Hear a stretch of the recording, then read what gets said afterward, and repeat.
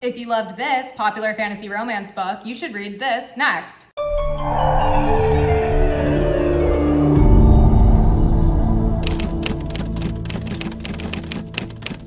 Welcome back to my channel. My name is Kenzie Deeren and I have a passion for fantasy books and rambling incessantly about them. For today's video, I'm going to be going through some of Book Talk's favorite romantasy and fantasy romance books and giving you guys a plethora of recommendations for what you should read next. Because let me guess, you're new to fantasy romance and you've probably read ACOTAR and Fourth Wing and now you don't know where to turn. Well, you're in luck today because I'm taking it upon myself to be your bookish bestie and I will be your fantasy romance guide through this very exciting journey we're about to take together. These will not be full reviews, but if you guys want any more in-depth information or you want full reviews of any of these books, please just let me know in the comments and I will be more than happy to oblige. And quickly, before we get into it, please make sure to like this video and subscribe to my channel. It means a lot to me. Okay, so starting off with ACOTAR, the book that got every eldest daughter back into reading. If you are looking for fantasy romance books that will make you swoon the same way that Rhysand did, my first suggestion to you would be picking up The Spark of the Everflame, aka The Kindred's Curse Saga by Penn Cole. This series has everything you could possibly want. There is a robust magic system, there's political intrigue, there's phenomenal characters, lush world building, maneuvering, hidden identities, history of the gods, like all of the things. And then there's also Luther Corbois, which is an entire reason in itself to read this book. Trust me, like this series is the slowest slow burn I've read in my life.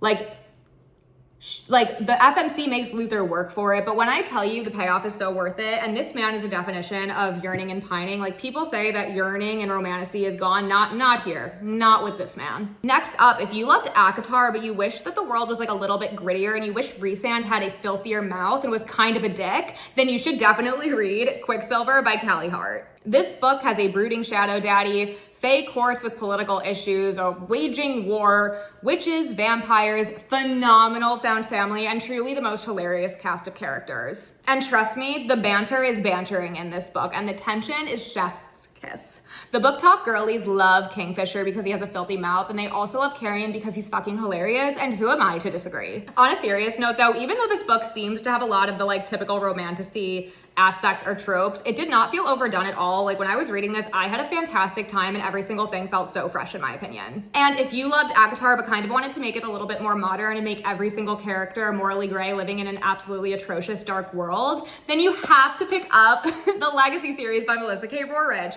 Now I know I'm insufferable about this. This is my favorite fantasy romance. This is my favorite fantasy romance series of all time, but guys, it's so good. I will never make a book rec video without including it. I'm sorry. I will say though, check your trigger warnings. Like the characters are truly morally black and there's a lot of like difficult things that happen in this book. And if you're okay with that, then I promise you the series is perfection and you will absolutely love it, probably as much as I do. The lore, the history of the gods, there's fae, the Legacy are actually the children of the gods, there's witches, vampires, dragon shifters, like so many things in this. It literally is so phenomenal. This also has the craziest enemies to lovers that I've ever read, and like honestly, they're still not lovers.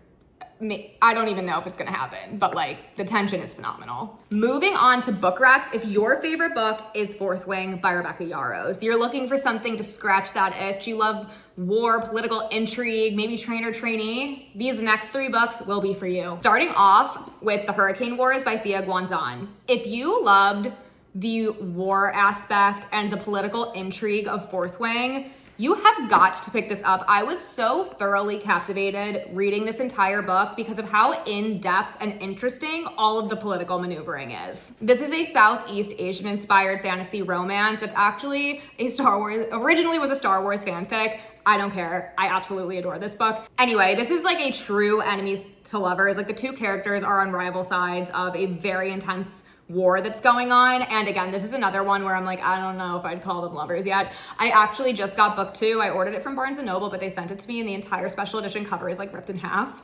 So I think I need to return it and like get a new one before I read that. Okay, anyway, I digress.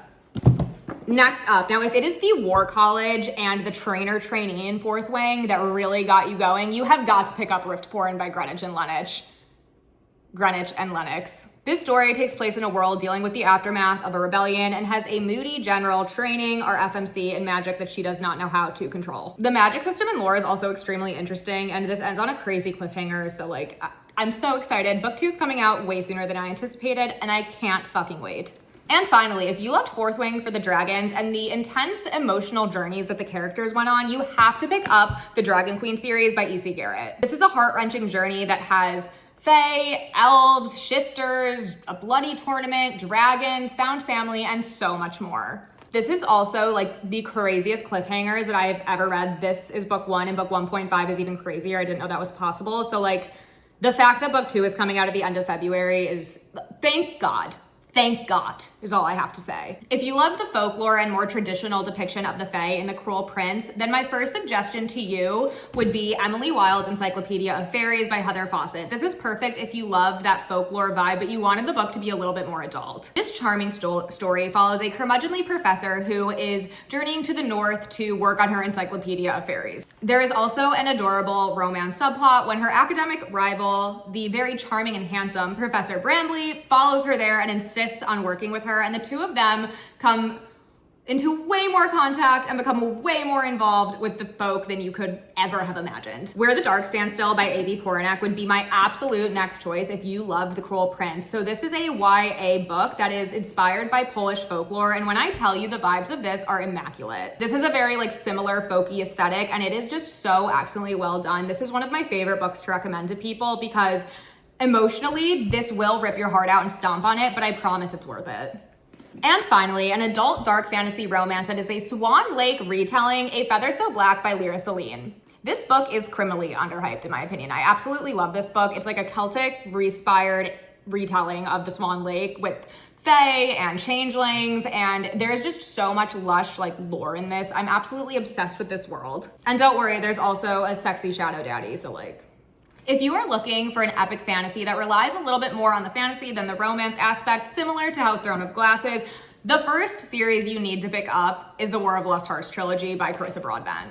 This is starting to get more hyped, but seriously, this trilogy is an absolute masterpiece. Like, it is exceptional. This series has such a well-done plot between the war politics, the history and the lore of the magic system, and the beings that inhabit this land. Like, the romance, the relationships between the characters, literally every single aspect of this series is perfection. And I will give a shout out to the romance because this is one of my favorite romances that I've ever read in fantasy romance because of how different it is. Like, it's not the typical shadow daddy and stabby FMC. It's very much like grumpy sunshine, sweetheart. It's heartwarming. It literally feels like a warm hug. It's so exceptional.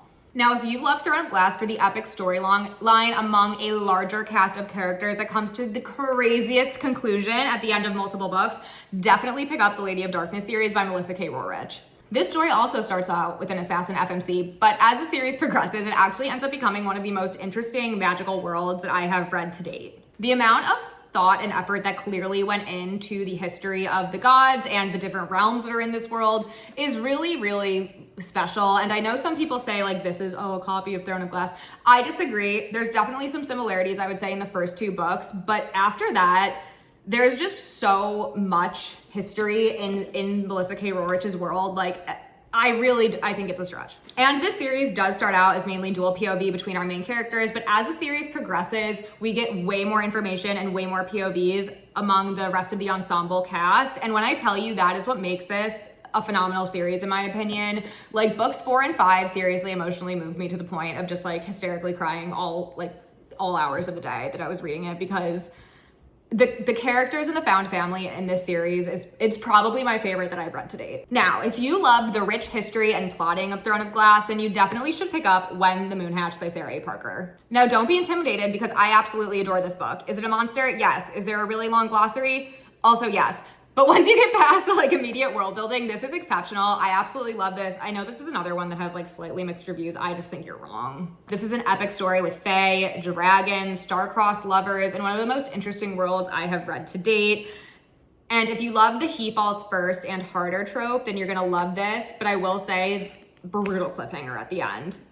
But book 2 is coming out in 2025. If you are like me and fell in love with the subgenre of dark gothic fantasy romance because of the Shepherd King Duology by Rachel Gillig, and then went on a mission to literally find anything that could be remotely similar, the first book I would recommend you pick up is Anathema by Carrie Lake. Honestly, really everything by Carrie Lake. She's the dark gothic fantasy romance queen in my opinion, but this book is a masterpiece. This is so excellently done. I honestly have chills thinking about it. Like every single detail of this book adds to such a gothic aesthetic. Like it is just, I have chills. Like it's so good. This is also a fabulous slow burn that has two extremely complex characters that we get to know in great detail because of how excellently written and how detailed the book is. Next up, one of my favorite books of all time, we have A Dowry of Blood by S.T. Gibson. This is definitely a different style than most of the books I'm recommending in this video. Like, I don't know if I'd quite, it's not like not really fantasy romance or like romance, it's not romancy, but this is one of my favorite books. I will never stop recommending it.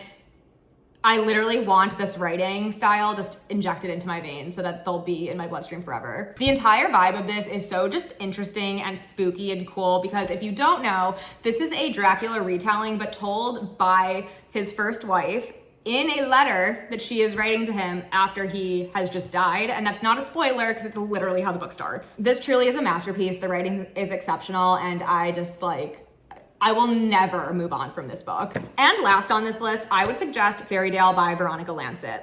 Listen, I know that this is not for everyone, but it was most certainly for me. This is a dark gothic historical fantasy romance with horror and paranormal elements, so there's literally something for everyone. The gothic atmosphere is fantastic, but the biggest reason that I love this book is honestly because of the love story. It is one of the most, actually it probably is the most beautiful romance I've ever read in a book in my life. The MMC in this book shattered every ceiling of standards for every book boyfriend or like everyone in real life. Like crazy. He is the epitome of I will find you in every lifetime. I would wait 1,000 years for you, even if it just meant I had this 1 minute. Like my God, my heart could literally explode.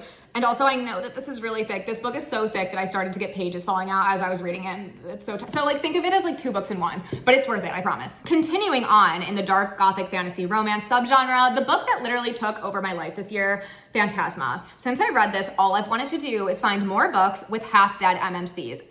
It really gets me going. I don't know what that says about me. I fucking eat it up every time, even though it's only been a few times. If anyone has more recommendations of this, please, I've been begging people on TikTok to like leave it in the comments, but it's, I'll shut up now. The first book I would recommend is Vessalus by Courtney L. Wynn. I love this book. This is so unique. One of the coolest books I read in 2024. This book has an MMC who is half dead, half alive, and he's basically bound to like the god of death to bring the souls of the living to him. Like, sign me up. This also has one of the most unique magic systems I've ever read. It's very similar to spirit possession, so it's just like so interesting. Next up is a YA trilogy, but I'm including it because in the Belladonna trilogy by Adeline Grace, the MMC is Death himself.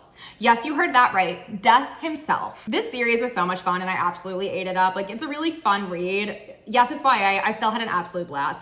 So in this book, the FMC is able to see and communicate with the spirits of the unliving, and she's also the first human ever to be able to communicate with death. And last on this list is another Carrie Lake masterpiece, Nocticadia. Like, oh my God. This book is spooky, dark, haunting, and a little bit gory, but I loved every second of it. And also, if you're into Professor Student and like a slow burn, this is, I think, the best spice I've ever read in my life. Like, and last for this video, if you are looking to recreate the whimsical vibe and just fun fairy tale aesthetic of Caraval and Once Upon a Broken Heart by Stephanie Garber, the first book that I would recommend you pick up is The Mad King and the False Queen by Hope and Amanda Abram. This is one of the first books that I've read since reading Once Upon a Broken Heart that even gave me like remotely a similar vibe. I feel like this like that subgenre of just kind of like princess fairy tale like vibe is not as common as I would have thought. Granted, I know it's why, whatever. But anyway, this has a royal court drama. It has elemental magic, assassins, a princess,